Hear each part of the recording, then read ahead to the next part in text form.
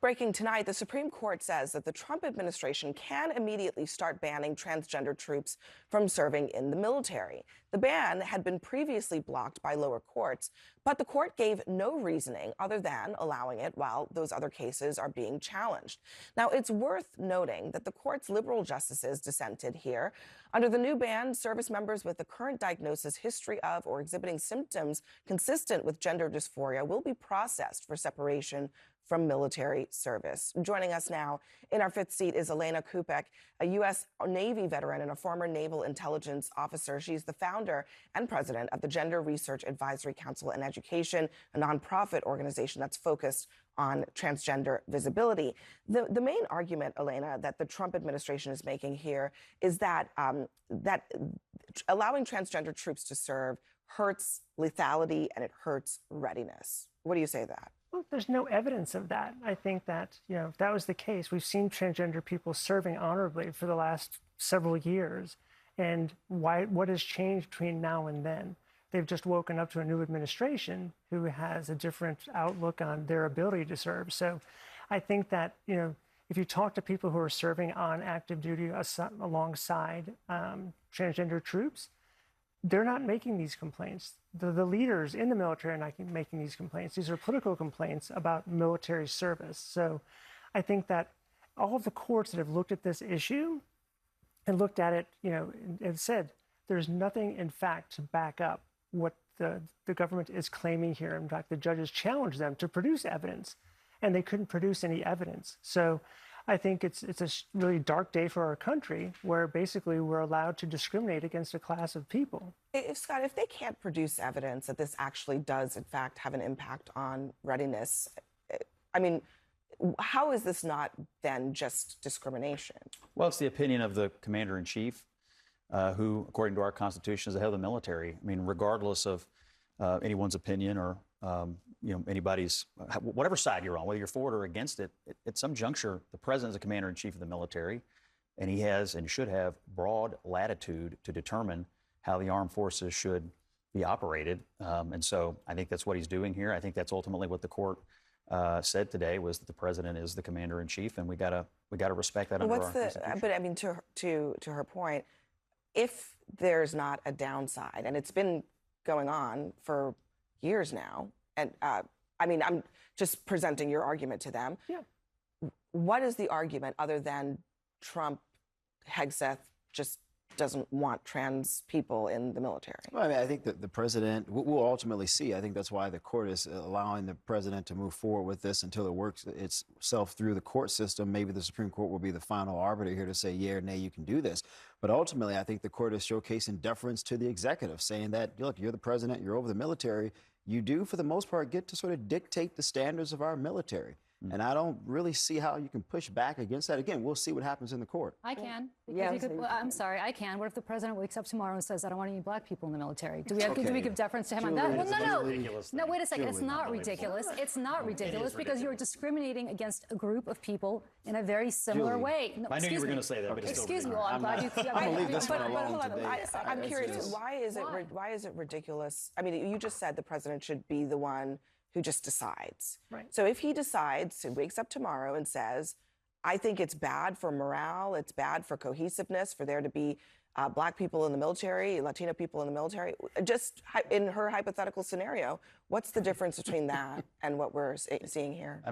Are you really going to go down this ridiculous I'm sorry. This is ridiculous. This is a ridiculous argument. Well, okay. The president, what they've already the president and the Secretary of Secretary of Defense have an argument here.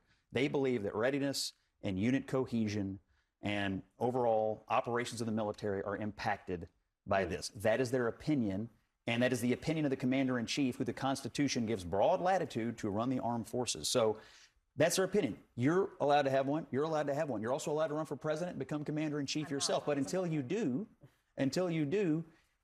he's the commander-in-chief. I have to just say, I didn't hear an answer to the hypothetical, right? I just didn't hear it. I didn't. Okay, the definition of discrimination, according to the American Psychological Association, discrimination is the unfair or prejudicial treatment of people or groups based on characteristics such as race, gender, age, or sexual orientation.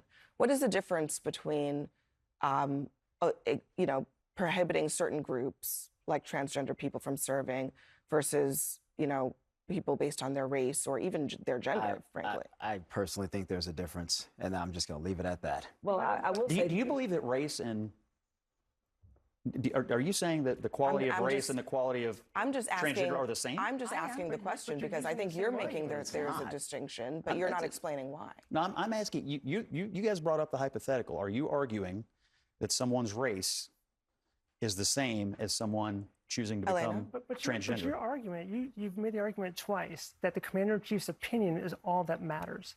You've said that twice now. Well, so under the Constitution, yes. So if he wakes up tomorrow and says it's not okay to be gay or lesbian and serve, because that's his opinion, there's nothing to back that up. They meet the physical standards, they meet the intellectual standards, they have voluntarily decided to serve their country, to give their life for this country. So many of us don't have to.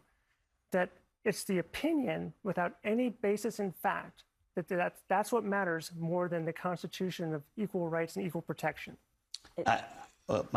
No, I was going to say the other thing, or there's a few things that bother me about this, and mostly it was the language of the policy, right? When you're reading at some of these words, transgender people as inherently untruthful, undisciplined, dishonorable. That's like a very weighty thing to say about people who are courageously deciding to protect this country. The other problem, Scott, is that it's never enough. It's bathrooms today. It's sports today. It's sports tomorrow. It's the military today. No, it's also sports today, by the way. Yeah, it is sports today. And 80% of Americans agree, by the way. Oh, that's fine. And 80%, guess what? The majority sometimes is wrong. That also happens, right? Because the majority used to believe that Dr. Martin Luther King Jr. was somebody who was a threat, that somebody who was not a good American. The majority of people used to be against civil rights. Were they right? No, they weren't. And so the whole point is when you target one group, and inevitably that line moves to everybody else. And I'm not saying he's coming for black people tomorrow, but considering that this is a military or this is a leadership that is already using DEI as code word for black people already when it comes to the military, suddenly when you don't protect the most vulnerable, you wind up making it worse for everybody else that's in the marginalized What do you mean by vulnerable? You don't think trans people are vulnerable in this country? So is it your position that the commander-in-chief should recruit people who you're describing as vulnerable into the lethal fighting force? He should recruit people who want to serve and protect this country. And it's really kind of ironic considering he dodged the draft that he suddenly has an opinion about He has an opinion because he won the election. The good news is, and Elena, you pointed this out, this is going through the court system. The other side has the opportunity to present evidence. Except for tomorrow, there should be thousands of people who wake up and get processed out. The harm will be done. And I certainly understand that. But again, there's still an opportunity for it to continue through the proper process. Right, but they wake up tomorrow without a job, being removed from their commands. Operational readiness will be impacted. And so there's commands that are going to be left without leaders. There's going to be real life implications for theaters around the world where our military is protecting this country. And for what end? Elena, I guess my point is, if a strong enough evidence is presented throughout the court process, all the way up to SCOTUS, and it's ultimately believed, okay, hey, the other side has enough evidence where we can't rule in favor of the executive, then the executive, I believe, would respect that decision. But we have to allow this thing to move forward and see what was your experience in the military like? Did you serve after you had transitioned, or? No, I served before my transition. So you weren't in during your at all? No. I came to know that I was transgender while I was serving with a top secret and above clearance. And I knew that I couldn't pass my polygraph test. And so I had to make a tough decision. Do I stay true to my character, my values, my integrity, or do I choose to leave this role and live a private life? And so I think that the challenge is that the injunction was to allow people to continue to serve while the courts played out. Right? So there would be no harm done to these folks, giving the courts an opportunity to work through these issues so people wouldn't lose their jobs. Now they're going to wake up tomorrow without jobs. They can't just come back in for serving 22 years, waiting for this court case to work its way through for 6, 9 months, 2 years. So you hadn't, so was there a prohibition on you transitioning while you were in the military? Back in that time, there was a ban against serving if you were the don't ask, don't tell policy. This was in the mid-90s. This was in the mid-90s. Yeah. So, but can I ask you a question? Because I think this is relevant. You know, Elena was serving, left because of this policy. How many people is it okay to lose who are competent, who are doing their jobs because for reasons like that? I mean, at the time, she could have been a gay or lesbian, and it probably would have been the same result as well. I mean, I think that's why ultimately they ended Don't Ask, Don't Tell. I mean, I think discrimination. I think ultimately the Commander-in-Chief and the Secretary of Defense have to decide comprehensively about troop levels, troop readiness, and unit cohesion, and overall recruitment. They're actually quite happy with recruitment right now. Yeah. But there's never been a military standard that transgender people have not met. So the military standards have not been lowered for people who are transgender. And I think that's the issue here. And the courts that have looked at this issue in depth have said this is pure animus, that there is no evidence of this. So if you actually take the rhetoric out of it and look at the issue at its heart, all the courts say the same thing. So I think that's the travesty here. I believe the president has the constitutional right to do this, and I also think you have the constitutional right to make your case on it, and everybody's going to be in court about it, and I think you should continue to make your case. Sorry, but you also talked about unit cohesion, and that's exactly the same kind of argument that they made against integrating the military when Harry Truman did it. I'm sorry, it's the same argument. Okay. It's the same. I mean, is she wrong about that though? I mean, she is right about that. Who did not want to serve I'm aware. White people didn't want to serve with black people because of unit cohesion. So now you're saying gay people shouldn't serve with straight people. We only have a couple seconds. Chair Michael, I see that you're frustrated that she made that argument, but is she wrong that unit cohesion was used as an excuse to keep the military segregated for a long time? I think we should and also Don't Ask, Don't Tell when it comes to discriminating against gay and lesbian people. We should focus on the issue at hand. That's what I think. Same argument. But no, we should focus on the issue at hand. I don't know why we keep going to bringing up race. Let's just focus on the issue at hand. Look, it's race, sexual orientation. We've seen this twice, right? In two major junctures for the military. I'm just wondering if she is drawing parallels here between the arguments that are being made to maintain this policy. I reject those parallels. That's my answer. I reject the parallels. I think they're ludicrous parallels. Do you feel like you had a choice in your life as to what you were going to do? Or no, of course not. No. The same way that I didn't have a choice to be born who I was, the same way you didn't have a choice to be born who you were. So why do we get exclusions and she doesn't? I didn't say that Elena should be excluded. Okay, why, under this president's policy, my opinion here is let it work itself through the court system. And I have no problem with that, but just don't fire people while it's working through the courts. That's what these injunctions were doing, was letting it work through the courts. And the Supreme Court, I think, really just delegitimized itself even further today.